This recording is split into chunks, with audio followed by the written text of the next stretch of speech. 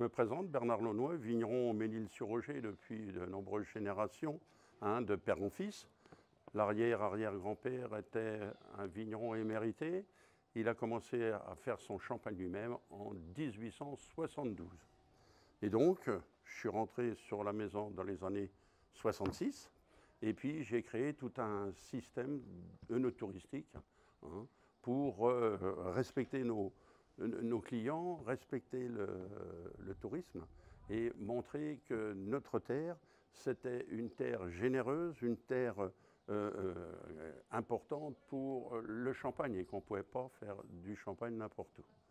Donc, j'ai évolué en fonction de mon époque. Tout au long de ma vie, le but, c'est de récupérer des vieux outils, mais de les mettre en état, qu'ils soient en état de marche. On ne va pas récupérer des outils qui sont là juste pour mettre dans un coin. Il faut qu'on puisse les faire marcher. Donc, ce caveau a bien marché et dans la foulée, j'avais récupéré beaucoup de vieux outils de champagne et je me suis dit, je vais faire d'autres caveaux.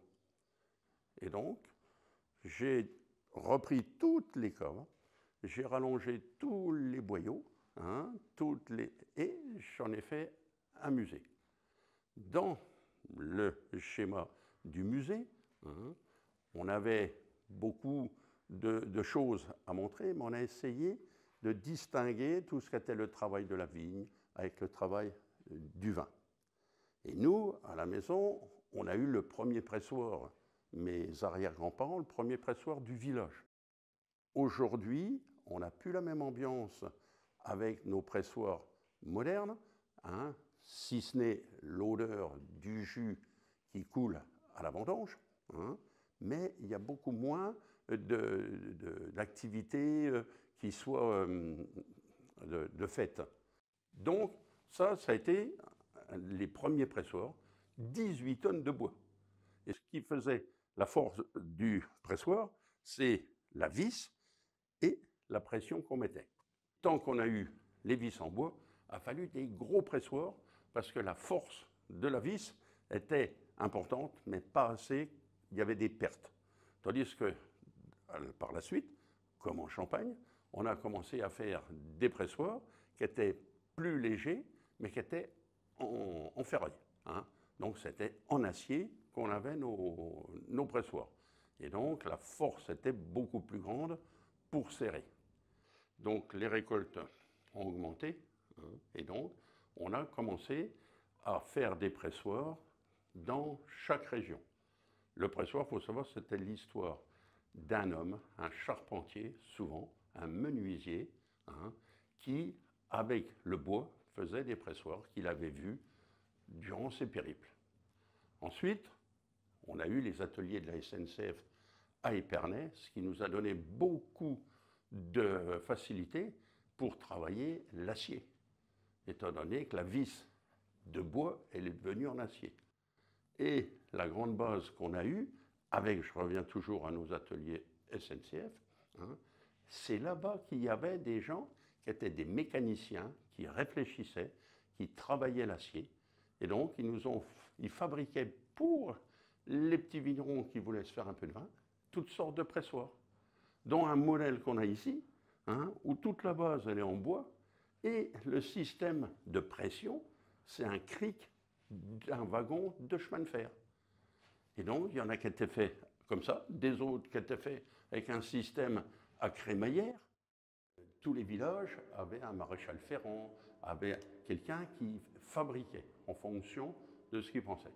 Donc ça, c'était notre patrimoine viticole. On était dans l'art populaire jusqu'en 1914, où après la guerre, malheureusement, il y a eu trop de tués et de blessés, donc on est passé dans l'art industriel.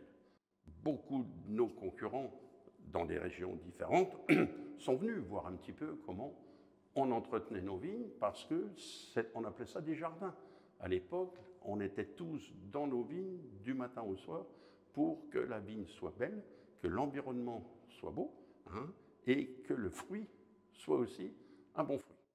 Mais il faut quand même se souvenir qu'il y a des gens qui ont travaillé dur pour en arriver là, et que ça serait très désagréable de voir notre appellation, notre terroir, qui ne garde pas ses lettres de noblesse. Mon plaisir, c'est de remettre en état, de faire marcher toutes ces machines-là, de montrer aux jeunes qu'il y a un art dans la culture de la vigne.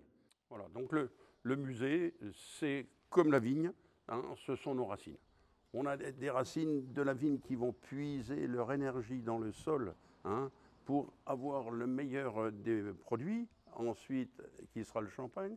Et le musée, les racines, c'est tous nos anciens qui ont travaillé dur la terre, qui ont imaginé des outils différents, hein, des outils en fonction de leur taille, en fonction de leur âge, en fonction de leur force. Et donc, tout ce musée, hein, tous ces outils, hein, c'est pour les jeunes générations, pour les gens qui vont venir visiter, pour aussi les professionnels, c'est une mine qui est là, mise à disposition. Aujourd'hui, on peut remercier tous les gens qui sont autour de nous et qui s'occupent de faire briller la Champagne. Notamment l'UNESCO qui, grâce à son action qu'il fait sur le terrain, les hommes qu'il a mis, est en train de sensibiliser toute la population pour faire un effort encore particulier pour préserver ses coteaux, ses maisons, son terroir. Et donc, si demain, hein, tout le monde se met la main dans la main pour faire une grande chaîne, mais une chaîne qui va aller dans le monde entier, puisque l'UNESCO est présent dans le monde entier, ça aura deux valeurs, une valeur sociale pour réconcilier les gens et une valeur de paix, hein, pour montrer que l'art, c'est pas local, c'est international.